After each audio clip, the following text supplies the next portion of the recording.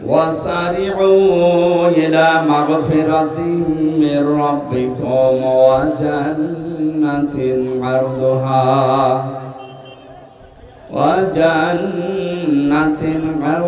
السماوات والأرض أعدت للمتقين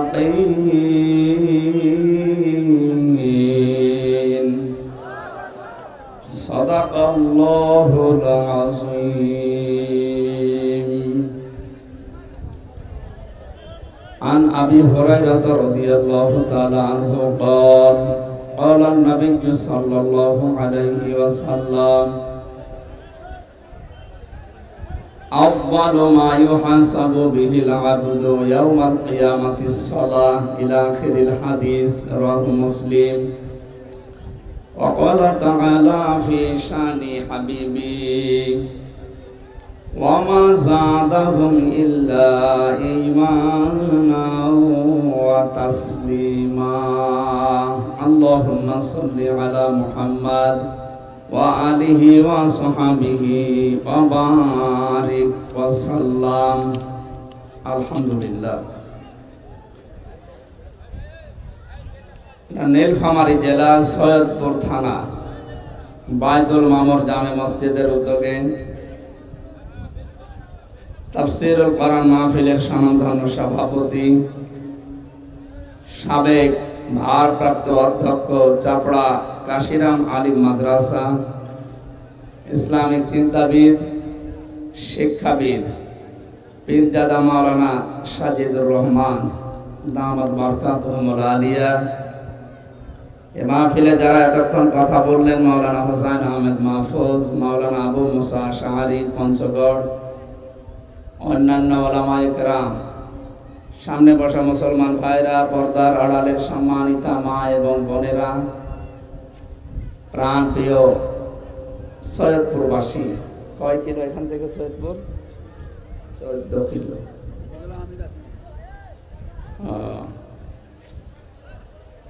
মঞ্চে বসা আছেন বিভিন্ন রাজনৈতিক দলের নেতৃবৃন্দ, সামনে বসা প্রাণ প্রিয় মুসল্লি ভাইরা, আল্লাহকে ধন্যবাদ জানাচ্ছি। আওয়াদানা আনকা বিজরাক আল্লাযী আনকাযা যহরাক। আল্লাহ পাক বলেন, হে নবী, আপনার পিঠ থেকে আমি একটা বিশাল বোঝা সরিয়ে দিয়েছি, যেটা আপনার পিঠকে বাঁকা করে ফেলেছিল। এই কথাটা নবীজিকে আল্লাহ জানিয়েছেন 1500 বছর আগে। কত বছর?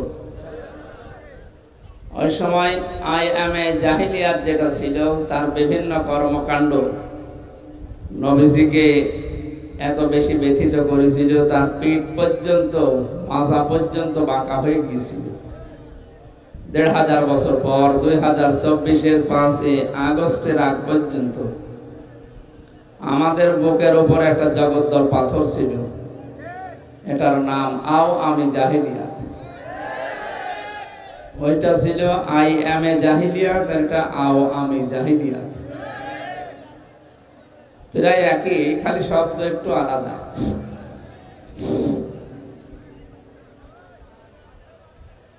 বাস্তবতা যেহেতু আমরা বুকের উপর থেকে পাথর সরাতে পেরেছেন, আল্লাহ তাআলা নবীজির পিঠের উপর থেকে সরিয়েছিলেন। বীর বুক আর পিঠ, এই দুইটা গুরুত্বপূর্ণ জায়গা। এখানে কিছু থাকলে নিঃশ্বাস নিতে কষ্ট হয়। পুরা জাতি ঠিক আমরা এই অবস্থায় ছিলাম। আল্লাহ যেহেতু দয়া করে পাথরটা বুকের উপর থেকে সরিয়ে দিলে, এখন যেহেতু নিঃশ্বাস নিতে পারছি, এখনো মুক্তভাবে পারি না, তার মানে এখনো তো ষড়যন্ত্র থেমেনি। তারপরও যতটুকু পারছি বলেন আলহামদুলিল্লাহ। এই আমাদের পাথর সরে যাওয়ার নমুনা। এর উপরে আমাদের আসক্তি নেই, কারণ বাকি যে পাথরগুলো এখনো আছে, জালিমদের পাথর দূর হয়ে গেলেও মুনাফিকদের পাথর এখনো দূর হয়ে যায়নি। এমনকি বহু বেঈমান দিয়ে দেশ এখনো ভরপুর করা আছে। কথা বোঝেন?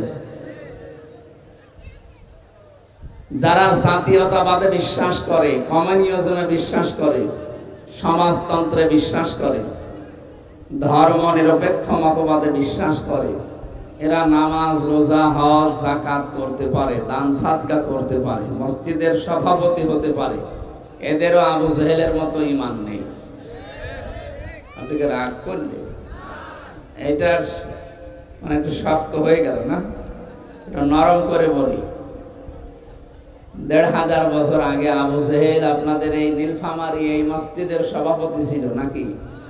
কাবা শরীফের, বুঝেন? ও কাবার খেদমত করতো, হাজিদের পানি পান করাতো, সওয়াবের উদ্দেশ্যে না, ধান্দায়। হাজিদের পানি পান করিয়েছে কিসের জন্য বলেন তো? ধান্দায়, কিছু টাকা পয়সা অর্থ সম্পদ উপার্জন করার জন্য। তা আমার তো মনে হয় এখনো অনেকেই মসজিদের ক্যাশিয়ার হয় ধান্দায়। আমাকে বেশি বলে ফেললাম? হ্যাঁ, একটু বেশি হয়। কারণ মসজিদের দায়িত্ব নিতে হলে কোরআনে কারীম তাকে 5টা গুণ অর্জন করার আহ্বান জানিয়েছে। ইন্নামা ইয়ামুরু মাসাজিদাল্লাহি মান আমানা বিল্লাহি ওয়াল ইয়াউমিল আখিরি ওয়া আকামাস সালাতা ওয়া আতাজ যাকাতা ওয়া লাম ইয়াখশা ইল্লাল্লাহ। সূরা তাওবার ভেতরে আছে, আল্লাহ বলেন, হে নবী, মানুষকে জানান, আমার ঘরের আবাদ যদি কেউ করতে চায়, আমার মসজিদের সভাপতি, সেক্রেটারি, মোতাওয়াল্লি, সদস্য হতে চায়, তার প্রথমে আমি আল্লাহর প্রতি ঈমান থাকা লাগবে। কে বলছেন বলেন তো? এটা কি, এই আয়াত কি আমার বানানোর ক্ষমতা আছে? আপনাদের আছে? তাহলে কথা জানিয়েছে কে? যে আমার প্রতি ঈমান আনা লাগবে আগে। আর আল্লাহর প্রতি ঈমান তাদের আছে যারা জাতীয়তাবাদে বিশ্বাস করে না, নেই। যারা ধর্ম নিরপেক্ষ মতবাদে বিশ্বাস করে, এদের ঈমান আল্লাহর প্রতি আছে না। যারা কমিউনিজম বিশ্বাস করে, যারা সমাজতন্ত্র বিশ্বাস করে, এ মানুষগুলোর ভেতরে ঈমান নেই আল্লাহর প্রতি। কেন? কারণ এগুলো আল্লাহ একটাও বানাননি। আল্লাহ বানিয়েছেন ইসলাম। কি বানিয়েছেন? ওমা ইয়াবতাগি গায়রাল ইসলামি দীনান ফালা ইউকবালা মিনহু। পৃথিবীতে ইসলাম বাদ দিয়ে যত নিয়ম নীতি আছে, যত ইসলাম আছে, যত বাদ আছে, সব বাদ। কে বলছেন? ফালা ইউকবালা মিনহু। ইকবালার আগে লান আছে, এর আগে ফা আছে। আল্লাহ তাআলা বলেন, হে নবী, জীবনও আমি ওদের ওইগুলো কবুল করব না। আহুয়া ফিল আখিরাতি মিনাল খাসিরিন। সবচাইতে বড় ক্ষতিগ্রস্ত হবে লোকটা আখিরাতে, ওর খবর আছে। সুতরাং এই যে 4টা কথা বললাম, আরো আছে, আমি এদেশে চলে যেহেতু এগুলো এই জন্য বললাম। এই যারা সমাজতন্ত্র কায়েম করতে চায়, যারা জাতীয়তাবাদ এদেশে প্রতিষ্ঠা করতে চায়, যারা কমিউনিজম প্রতিষ্ঠা করতে চায়, যারা ধর্ম নিরপেক্ষবাদ এদেশে কায়েম করতে চায়, এই মানুষগুলো এইটা বিশ্বাস করে যে ক্ষমতার উৎস জনগণ। এই কারণে তাদের ঈমান নেই। আমরা যারা এদেশে একামতে দিনের দায়িত্ব পালন করতে চাই, আল্লাহর দ্বীনকে জমিনে এদেশে প্রতিষ্ঠা করতে চাই, তারা বিশ্বাস করি ক্ষমতার উৎস আল্লাহ। কথা বুঝতেছেন? এটা সেমিনার হলে আমার মনে হয় ভালো হতো আজকে। এটা তো গ্রাম্য একটা এলাকা, 12 বাপের 13 ছেলে বসে আছে।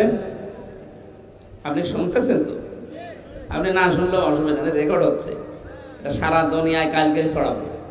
সুতরাং আমি সবাইকে উদ্দেশ্য করে বলছি, সারা পৃথিবীতে আল্লাহ যেটা পারে ওইটা অন্য কেউ পারে, এই বিশ্বাস করার নাম শিরিক। একেবারে কাটছাট কথা। আর শিরিক যারা করে তারা মুশরিক। কথা বলে না কেন? এ বাংলাদেশে আমার মনে হয় সবচাইতে বেশি মুশরিক শিরিক করে মেয়েরা।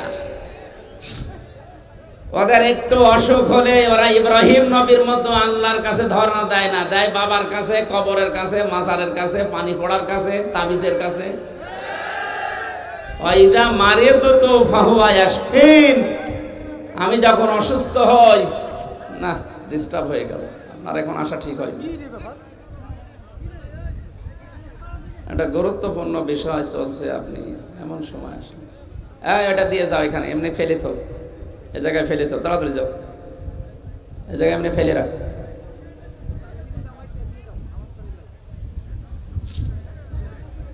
এর কি তার মার হালকা কাটা মাটা আছে নাকি? এমন সময় এসে ঝামেলা করে দিল। এখান থেকে যান, তাড়াতাড়ি যান, তাড়াতাড়ি যান।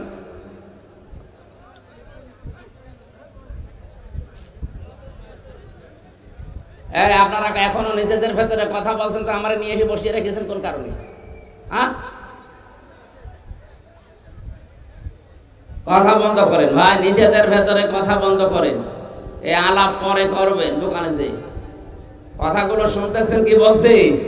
এই কথার ওজন টের পাচ্ছেন না? আপনি টের পাচ্ছেন না। টের পেলে কথা বন্ধ হয়ে যেত। আপনার শরীরে তো কাঁপন সৃষ্টি হওয়ার কথা।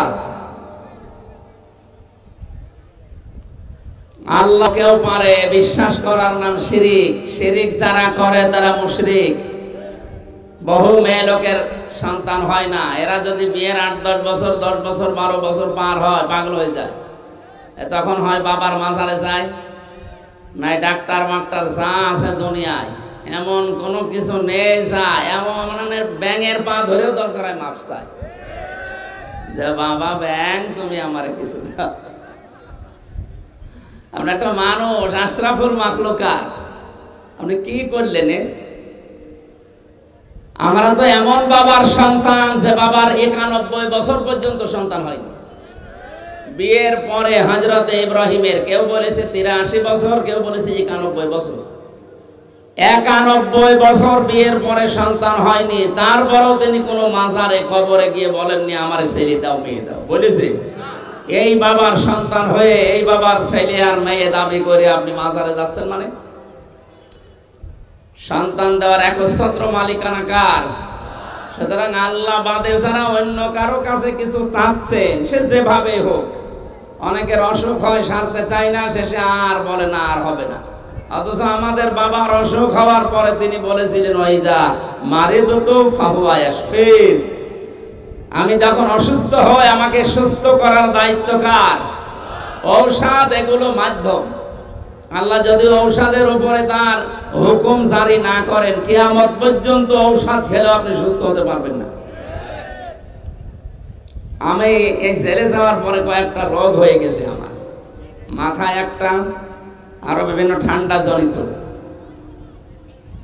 ঔষধ এমন কোনো কিছু নেই যে বাংলাদেশে এমন বড় ডাক্তার নেই যে দেখায় না, কিন্তু এখনো আল্লাহর হয়তো হুকুম হয়নি ঔষধের উপরে, এজন্য কাজ হচ্ছে না। যতদিন পর্যন্ত আল্লাহর হুকুম এই ঔষধের উপরে না আসবে, ওই বাংলাদেশে আরাফাত ডাক্তার না, সবচাইতে বড় ডাক্তার উনি, ওনারে বেটে খেয়ে ফেললেও রোগ ভালো হবে না। এইটা বিশ্বাস করার নাম হচ্ছে আল্লাহর প্রতি ঈমান। সুতরাং আল্লাহর প্রতি যারা ঈমান আনতে পারে, যে 4টা কথা বললাম, এই 4টা ইজমের প্রতি, বাদের প্রতি তাদের কখনো বিশ্বাস থাকে না। বাংলাদেশে আমরা সংবিধান এমন ভাবে বানিয়েছি, গঠনতন্ত্র আমাদের দলীয় এমন ভাবে তৈরি করা যে আমাদেরকে মুশরিক হতে বাধ্য করছে। বাংলাদেশ জামাতে ইসলামী এইটা মানে না যে ক্ষমতার উৎস জনগণ, এই জন্য তাদের নিবন্ধন বাতিল করে দিয়েছে।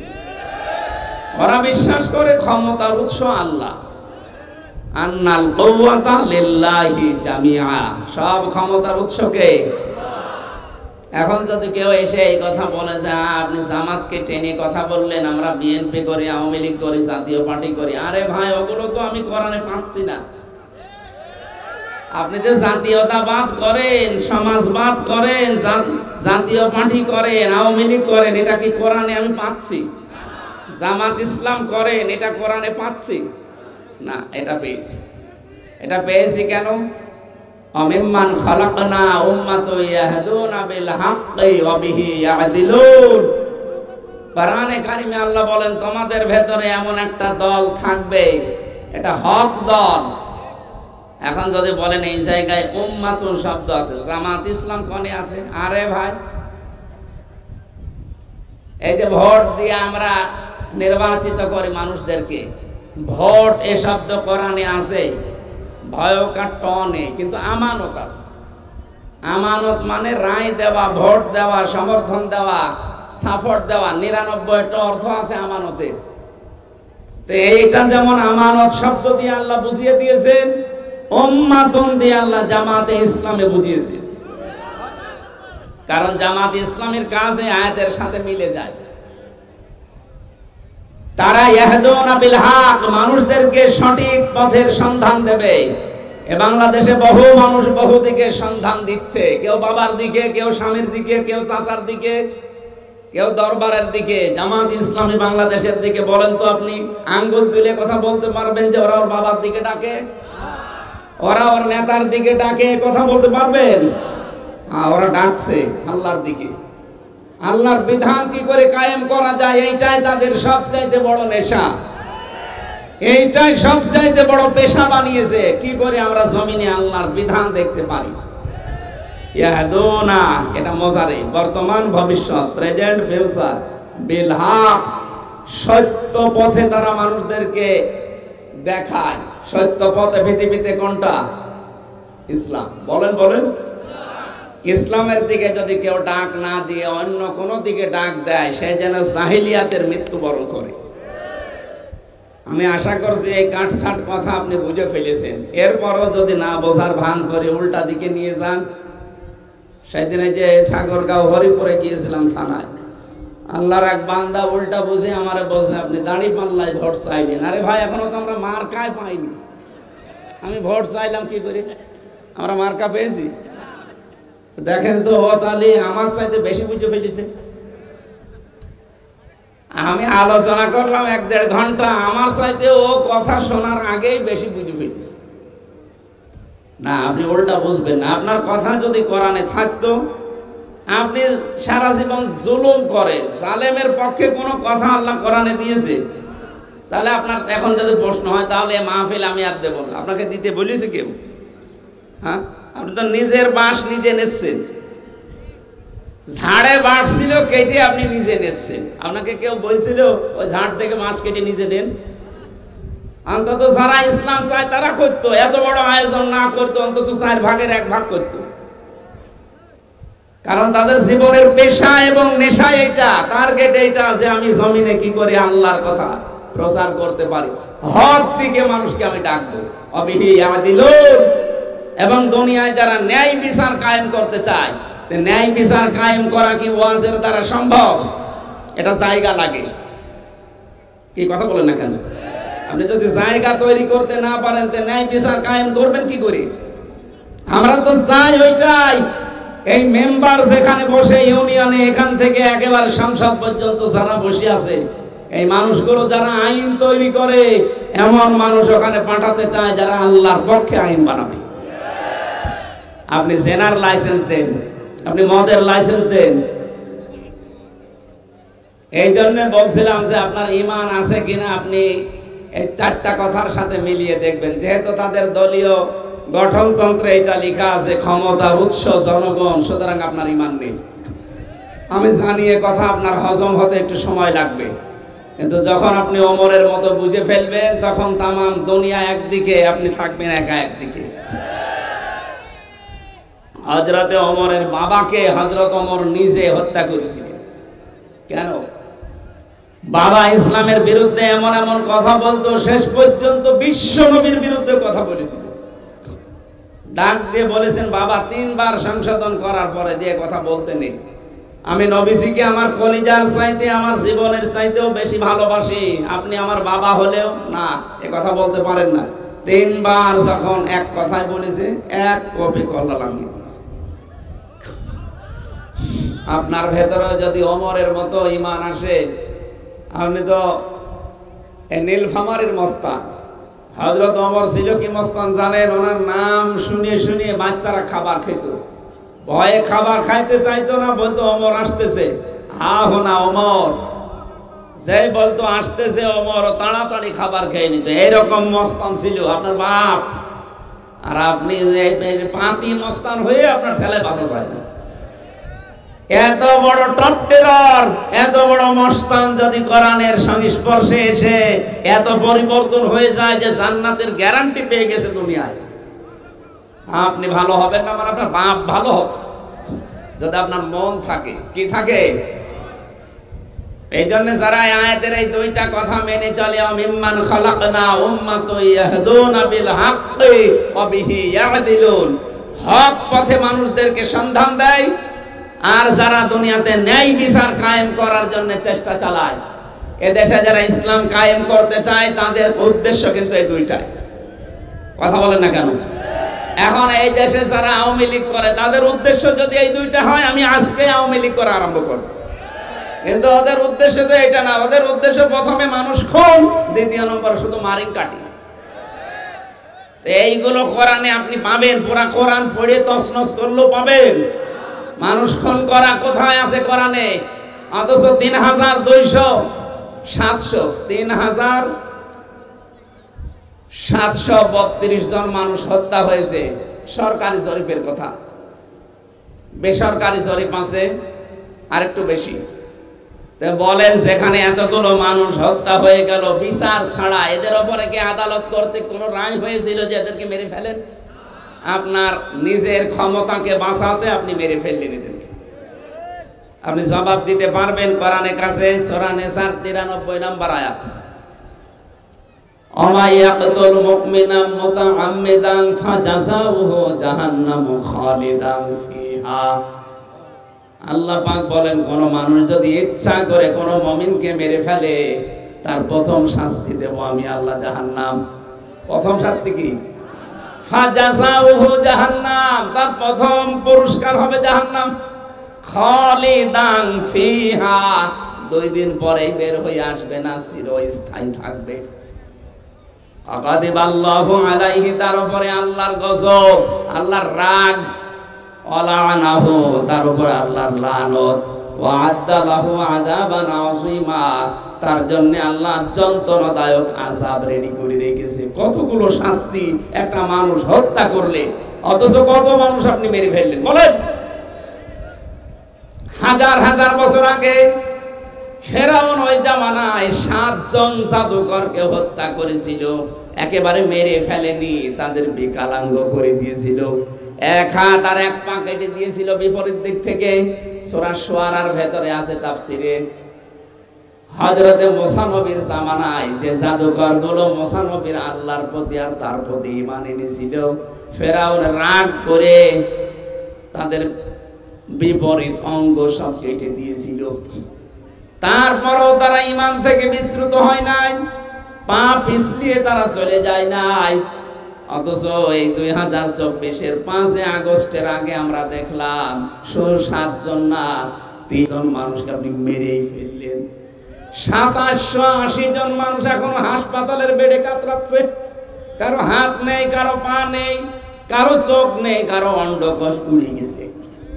আমি কুষ্টিয়ার সদর হাসপাতালে নিজে দেখতে গিয়েছিলাম 6 তারিখে, যে দেখি অনেকগুলো মানুষের হাত কেটে ফেলে দিয়েছে, কারো পা কেটে ফেলে দিয়েছে, কারো 1 চোখ নেই, কারো 2 চোখই নেই, কারো অন্ডকোষ উড়ে গেছে।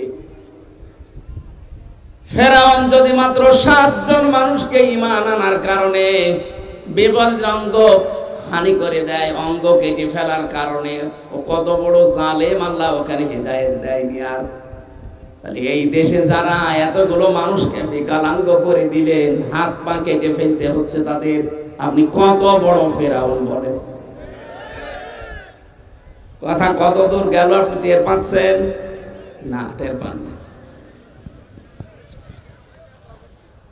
এই জন্য আমি আপনাকে বাঁচাতে চাই। এই অনুষ্ঠান লক্ষ লক্ষ টাকা খরচ করে দিলেন, 5টা মানুষ যদি জাহান্নামের পথ থেকে জান্নাতের পথের দিকে আসতে না পারে, এই অনুষ্ঠান দেওয়ার দরকার কি?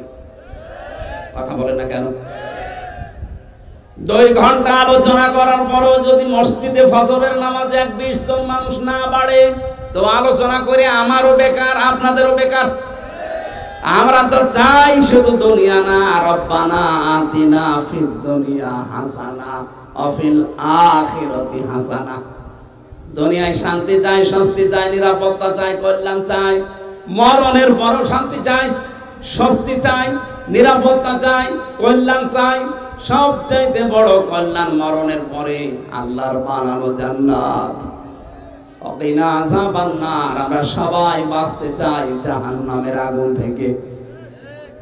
এই জন্য আজকের এই আলোচনা আপনারা সাজিয়েছেন, আমারও কষ্ট করে আপনি কুষ্টিয়া থেকে নিয়ে আসলেন। যে কথাগুলো বোঝার চেষ্টা করেন ঠান্ডা মাথায়। আল্লাহর ঘরের দায়িত্ব নেওয়ার জন্য প্রথম নাম্বারে লাগবে তাহলে ঈমান। যাদের ওইগুলোই বিশ্বাস আছে, আমি বলছি তাদের ঈমান নেই। আপনি কোরআন দিয়ে মিলালি পাচ্ছেন যে তাদের ঈমান নেই। আল ইয়াউমা আকমালতু লাকুম দীনাকুম ওয়া আতমামতু আলাইকুম নি'মাতি ওয়া রাদিতু লাকুমুল ইসলাম দীনা।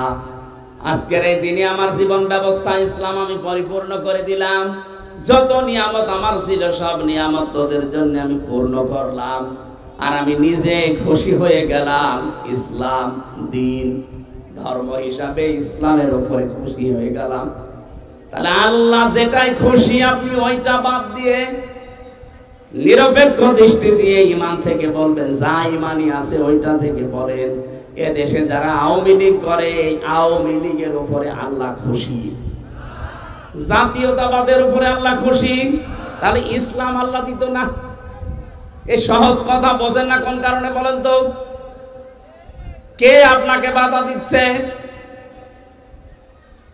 ইয়া আইয়ুহাল ইনসানু মা গাররাকা বিরাব্বিকাল কারীম। হে দুনিয়ার মানুষেরা, তোমার ওই মহান সম্মানিত রব সম্পর্কে কে তোমাকে ধোঁকায় ফেলে দিচ্ছে? তোমার দল, তোমার বাবা মা, তোমার ওই দরবার। ফাইনা তাযহাবুন, কোথায় যাচ্ছেন? এদিকে আসেন। ইন হুয়া ইল্লা যিকরুল লিল আলামিন। এই কোরআনে কারীম বিশ্ববাসীর জন্য একটা উপদেশ। জোরে বলেন সুবহানাল্লাহ। কোরআনের উপদেশ শোনার পরও যদি কারো মনের ভেতরে প্রতিক্রিয়া তৈরি না হয়, আমার মনে হয় ওরে আজরাইল দেখার আগে আর ভালো হওয়ার সম্ভাবনা নেই। এজন্য সহজ ভাবে একেবারে নরম ভাবে বলছি, আপনি মেনে নিন। ইসলাম বাদ দিয়ে যেখানে আছেন ওগুলো সব ভ্রান্ত। ওখানে থাকলে আপনি জাহান্নামে যাচ্ছেন। এই জন্য ভাঙা কণ্ঠ এরপরও আমার বলা লাগছে, আপনি ফিরে আসেন ভাই। ফাইনা তাযহাবুন, কোথায় যাচ্ছেন? ফিরে আসেন। 3 নম্বরে, 2 নম্বরে কিয়ামতে জবাব দেওয়া লাগবে, এই বিশ্বাস তার থাকবে। কিয়ামতে জবাব দেওয়া লাগবে, বিশ্বাস থাকলে মসজিদের ক্যাশিয়ার টাকা মেরে খায়। বাংলাদেশে এটা ছিল না? বহু মসজিদের ক্যাশিয়ার 2 বছরে ধনী হয়ে যাচ্ছে। কি গো? টাকা মনে আছে আল্লাহ দিয়ে যাচ্ছে। আল্লাহ দিয়েছে, কারণ আল্লাহর ঘর। একজন মসজিদের দেওয়াল ঘড়ি চুরি করার সময় হাত আটকিয়ে গেছে। মুসল্লিরা চেপে ধরে আচ্ছা করে পিটাচ্ছে, ওই বেটা আর জায়গা পাও না, মসজিদের ঘড়ি চুরি করো। চোর চিল্লাচ্ছে, ওই মুসল্লি বেশি ফতোয়া দিবা না, এ মসজিদ আল্লাহর, আমি আল্লাহর বান্দা। আল্লাহর ঘর থেকে আল্লাহর বান্দা জিনিস নেবে, এখানে চুরি বলে। কত বড় ফতোয়া! আমার তো মনে হচ্ছে দেশের বহু মানুষের চিন্তা ভাবনা এখন এই। আপনি আল্লাহর ঘরের টাকা পয়সা মেরে খাবেন মনে করছেন আমি তো আল্লাহর ঘরেরই সেক্রেটারি, এই ঘরেরই ক্যাশিয়ার। এর টাকা মারলে মনে হয় কোনো গুনাহ নেই, ধরা খেয়ে যাবেন ভাই। মানুষের সম্পদ হোক আর আল্লাহর সম্পদ হোক, এগুলো যারা আত্মসাৎ করে মেরে খায়, বিশাল সম্পদের পাহাড় তৈরি করে। এই যে এলাকায় শুনলাম থাই ক্যাসিনো চালু হয়ে গেছে। এলাকা আরম্ভ হয়ে গেছে। আমি জানি ওই মানুষ এখানে আসেনি, তারপরে যাতে রেকর্ড হচ্ছে ওদের কানও যাবে কালকে।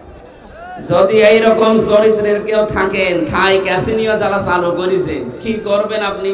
2 বছরে আপনি 5 কোটি টাকার মালিক হলেন, 5 তলা বাড়ি বানালেন, 50 বিঘা জমি আপনি মাঠে কিনলেন, সব আপনার হয়েছে। এখান থেকে হয় খুব বেশি হলেও আপনার বয়স এখন 40 বছর, আর 60 বছর পরে আপনি পটল তুলবেন। তুলবেন তো?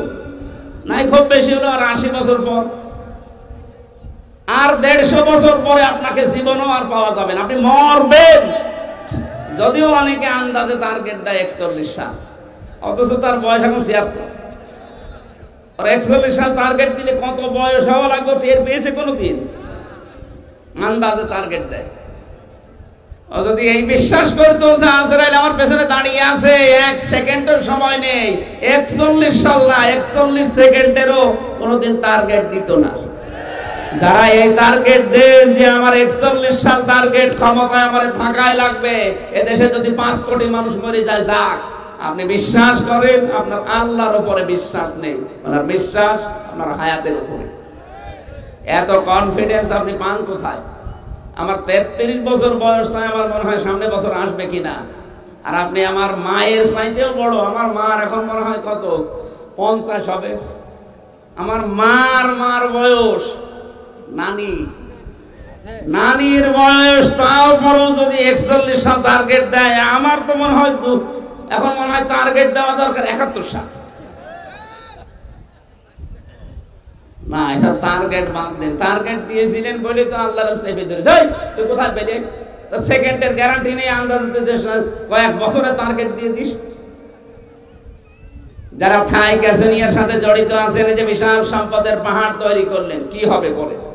আপনি 150 বছর পর বা 200 বছর পরে যদি আবার ফেরত আসেন, আপনার এই থাই ক্যাসিনিয়া দিয়ে যে 5 তলা বাড়ি বানিয়েছিলেন, এই বাড়ি আপনার উঠতে দেবে? কি বললেন আপনি? উঠতে দেবে? তখন কে থাকবে? হয়তো আপনার নাতির নাতির নাতি, 3 পুরুষের পরে। যদিও আপনার ছেলে আপনার ছবি বড় করে একেবারে টাঙিয়ে রেখে যায়, 200 বছর পরে আপনার ছেলে থাকবে না, তার ছেলে থাকবে না, তার ছেলে থাকবে না, তার ছেলে থাকবে। 3 পুরুষ পরে যে হবে, মনে করেন তার নাম রাকিব। আপনি একেবারে 200 বছর পরে কবর থেকে চিন্তা হয়ে উঠে আসলেন, এই বাড়ি আমি বানিয়েছি থাই ক্যাসিনো দিয়ে। বলবে, বেটা কিসের চিটারি বাটপারি কর? যদি থাকার জায়গা না পাও, মসজিদের বারান্দায় গিয়ে থাকো। এই 5 তলা বাড়ি আমার দাদার, আমার দাদার, আমার দাদা। ও যে আপনার দাদা, ওর মনেই নেই। কারণ আমারই তো 3 পুরুষের পরে আমার আর মনে নেই। আমার বাবার নাম রিয়াজউদ্দিন, তার বাবার নাম জাহান আলী সর্দার, এরপরে ছিল নমাজ আলী সর্দার, এরপরে আমি আর জানি না কয় পুরুষ। আমি এত হিসাব করি চলি, তারপরও 3 পুরুষের পরে আমার আর মনে নেই। আর আপনার যে ছেলে রেখে যাচ্ছেন, ও তো 24 ঘন্টা টান হয়ে থাকে, ও তো সবসময় বাবার উপরে আছে। ও তো 1 পুরুষও মনে রাখতে পারবে না। ওরে যদি জিজ্ঞাসা করে, কে এই তোর বাবার নাম কি, শ্বশুরের নাম বলে ফেলে। আর আপনি তার জন্য এই থাই ক্যাসিনো দিয়ে, এমনকি এই যে জিনের বাদশাহ এলাকায় এখনো মনে হয় নেই, এগুলো গাইবান্ধা ছিল। জিনের বাদশাহ বগুড়া গাইবান্ধা ছিল। এই সমস্ত উল্টাপাল্টা কাজ করে মসজিদের সভাপতি, সেক্রেটারি, মোতাওয়াল্লি, ক্যাশিয়ারের দায়িত্ব নিয়ে একেবারে বাবা শাহজালাল, মদের কাছে কুত্তা বিড়াল সব হালাল, এই করে যারা সম্পদ কামাই করেছে। 3 নম্বরে যারা মসজিদের দায়িত্ব নেবে, এই মানুষগুলো নামাজি হবে। নামাজি মানে নামাজ কায়েমকারী হবে। যদি আল্লাহ বলতেন নামাজ পড়নেওয়ালা হবে, তাহলে ফাসাল্লি দিতেন যে নামাজ পড়ো, দিয়েছেন আকামাস সালাত। তারা নামাজ কায়েমের আন্দোলন করবে। এই বাংলাদেশে নামাজ